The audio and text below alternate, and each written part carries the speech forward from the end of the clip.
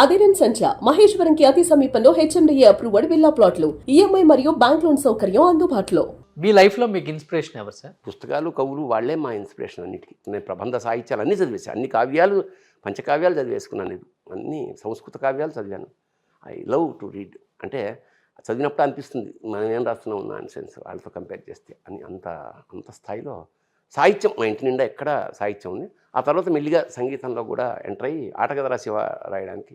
అందులో తమాషా ఏమిటంటే యాక్చువల్గా నాకు సంగీతం రాదు. గరిమెళ్ళ నరసింహారావు గారిని ఎస్ జానకి గారి బావగారు ఉండేవారు. నాకు ఇష్టం సంగీతం నేర్చుకోవాలని. ఆయన దగ్గరికి వెళ్ళి మృదంగం నేర్చుకున్న కొన్నాళ్ళు. బాగానే వస్తుంది. రైల్వే క్వార్టర్స్కి వచ్చి తడతడ డోర్లు అవన్నీ కొట్టిస్తుండేవాడిని. కొడితే మా అమ్మ ఇదేంట్రా మొత్తం ఇల్లు కూలగొడతాం ఏంటంటే మృదంగం అనేవాడిని. ఆయన ఓ రోజు గరిమెళ్ళ నరసింహారావు గారు ఏముందయా మృదంగం అంటే జస్ట్ లైక్ మ్యాథమెటిక్స్ అన్నాడు. నాకు మ్యాథమెటిక్స్ భయం. అది మృదంగం వదిలేసా. మళ్ళీ లెక్కలు నేర్చుకోవాల్సి వస్తుందేమో అని. ఆ తర్వాత కొన్నాళ్ళు బ్రహ్మానందం గారు అని ఒక వైలినిస్ట్ ఉండేవాడు, చాలా ప్రముఖ. ఆయన దగ్గర కొన్నాళ్ళు వైలిన్ నేర్చుకున్నాం. అది మానేశా. ఇంకా అయిపోయింది. వీళ్ళు పుట్టారు.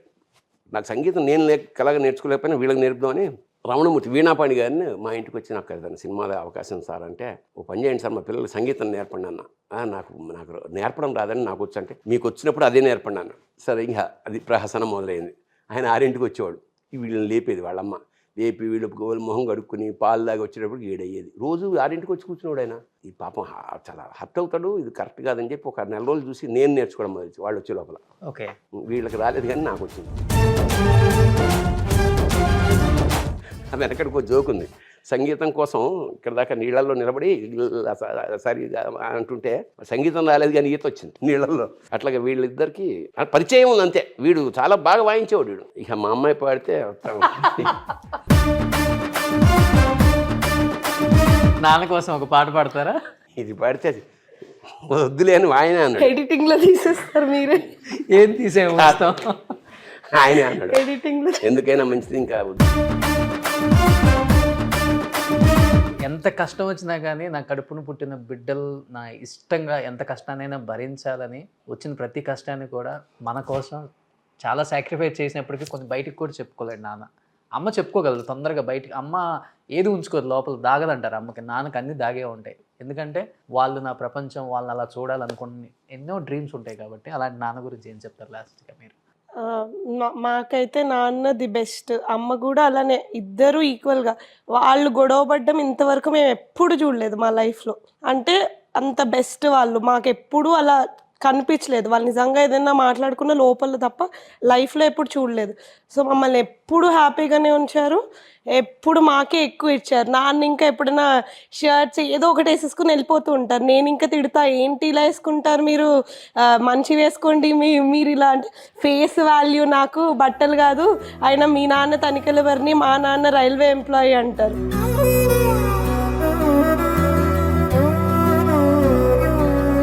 ఎప్పుడు సింపుల్ లైఫే వాళ్ళు బతికారు, మాకు అదే అలవాటు చేశారు. సో దానికి వీఆర్ వెరీ థ్యాంక్ఫుల్. ఎందుకంటే మేము ఆ సింపుల్ లైఫ్ అలవాటు అవ్వడం వల్ల మేము హ్యాపీగా ఉన్నాం. బికాజ్ మాకు ఆ లగ్జరీస్ అవి ఉన్నా కూడా వీ కెన్ ఎంజాయ్ దట్. మామూలుగా కూడా ఎంజాయ్ చేయగలుగుతాం. సో అది ది బెస్ట్. మేము అంటే we are very happy and very proud నాన్న మాకు దొరకడం. గ్రేట్. తేజ మీరు? అమ్మ నాన్నల దగ్గర నుంచి నేర్చుకోవాల్సిందంటే మేము ముఖ్యంగా ఒకళ్ళ గురించి ఒకళ్ళు తగ్గడం అనమాట. సో ఎందుకంటే ఆబ్వియస్లీ ఇద్దరికి డిఫరెన్సెస్ ఉంటాయి, చిన్న చిన్న ఇవి ఉంటాయి, అందరి లైఫ్లో ఉంటాయి. సో కాకపోతే ఆపోజిట్ వాళ్ళు అంటే బాధకు పడకుండా మనం దాన్ని మనకి నచ్చినట్టు ఎలా చేసుకోవాలనేది వీళ్ళని చూసి చాలా నేర్చుకోవచ్చు. మా అమ్మకి కొన్ని నచ్చవు, మా నాన్నకి కొన్ని నచ్చవు. సో కాకపోతే ఏంటంటే చేసినవి చేస్తారు, బట్ వాళ్ళకి ఇష్టంగా చేస్తారు. సో అది నాకు చాలా మంచి పాయింట్ అనిపిస్తుంది.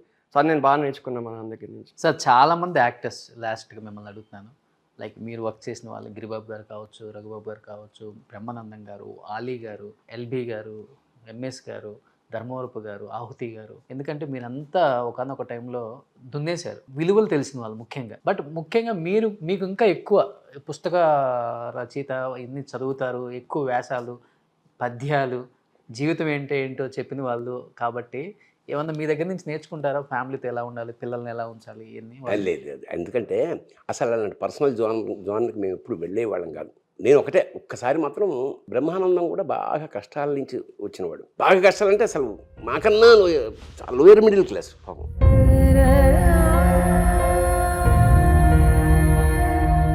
ఎప్పుడో ఒకసారి వాడి ఇంటికి వెళ్ళినప్పుడు ఆ రోజు పండగ అనుకుంటా. ఇప్పుడంటే పండగ చేసుకుంటాం కానీ అప్పుడు మన ఇంటికి పండగ ఎప్పుడు వచ్చిందిరా అనగానే వాడి పాపం కళ్ళనీరు పెట్టేసి బోర్ నేర్చాడు అంత స్థితిలో. సో అలా షేర్ చేసుకోవడం తప్ప ఇది చూసి నేర్చుకోవాల్సినంత మన ప్రొఫెషనల్స్గా ఉన్నప్పుడు పర్సనల్ ఏరియాని అసలు ఎవరికి టచ్ చేయండి. అందుకని ఇంత చూశారు కాబట్టి వాట్ ఈజ్ లైఫ్ అంటే ఏమర్థమైంది మీకు? ఇది it's an opportunity. You can enjoy every moment of life. Great sir. And ఇప్పుడు చాలామంది ఓల్డ్ ఏజ్ హోమ్ బాగా ఎక్కువైపోయినాయి సార్. ఒక్కొక్క తల్లిదండ్రుల ఆవేదన వింటుంటే అసలు మనకు దగ్గర వాళ్ళ మన చుట్టాల అన్నంత ఫీలింగ్ మాకే వచ్చేస్తుంది. ఓల్డ్ ఏజ్ హోమ్స్ మీద మీ ఒపీనియన్ అంటే ఏమని చెప్తారా? నేను చెప్తున్నా, ఇట్లా ఓల్డ్ ఏజ్ హోమ్లు నన్ను ఎవరో పిలిచారు దాన్ని ఓపెన్ చేయమని. నా దురదృష్టం కాకపోతే ఓల్డ్ ఏజ్ హోమ్ మనం ఓపెన్ చేయడం ఏంటి, కుక్కలు నక్కలు అవి వాళ్ళ పిల్లల్ని వాళ్ళ తల్లుల్ని ఓల్డ్ ఏజ్ హోమ్లో పెట్టవు.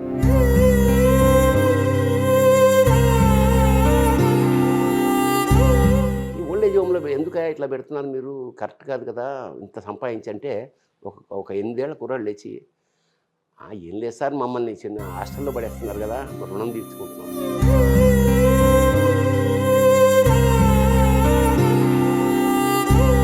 మాకు తినాలనిపిస్తుంది ఓ బజ్జీ, ఏదో పతంగ ఎగరాలనిపిస్తుంది, అది కుదరదు కదా సార్, హాస్టల్ కదా. సో మేము చిన్నప్పుడు అంతా అలా డిటాచ్మెంట్గా ఏడుస్తూ తల్లి ఎప్పుడో పండగకి వెళ్ళి మాకు వాళ్ళు ఏదో రెస్పాన్సిబిలిటీ ఏముంటుంది సార్, మాకు ఏం అటాచ్మెంట్. చాలా తమాషా విషయం ఏంటంటే వీళ్ళిద్దరిని సత్యసాయి స్కూల్లో పెడదాం అనుకున్నా. ఇది మంచి శ్లోకాలు పద్యాలు మంచి క్రమశిక్షణ ఉంటుందని ఎక్కడది పుట్టపర్తిలో ఇవి అప్లికేషన్స్ తీసేసుకొచ్చా. వెళ్ళి అప్లికేషన్ తీసుకుని మేము ఇద్దరం కన్నడ సినిమా చేస్తున్నాం, నేను బాబుమోహన్తో పెడుతున్నప్పుడు ఇట్లా అప్లికేషన్ తెచ్చాను రా, వీళ్ళిద్దరికి సీట్లు వచ్చేస్తాయి అక్కడ బాగా చదువుకుంటారంటే వాడు ఇలా పట్టుకోండి నన్ను, రే ప్లీజ్ రా, భగవంతుడు నీకేదో ఇచ్చాడు కదా వాళ్ళని ఇంట్లోనే పెట్టుకో, ఎందుకంటే మేము అక్కడ గంజి కోసం వెయిట్ చేయాల్సి వస్తుంది, ఏదన్నా కొనుక్కోలేము, తినలేము, ప్రేమించలేము. నా మాటని ఇవి చింపేసి అప్లికేషన్స్ నేను అనుభవించా.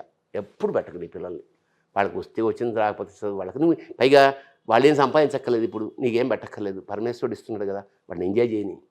వాళ్ళు ఎంజాయ్ చేస్తుంటే నువ్వు చూసి నువ్వు ఎంజాయ్ చేయి తప్ప అప్లికేషన్ అంటే అప్పుడే చింపేసి కారు నుంచి బయటపడేసి.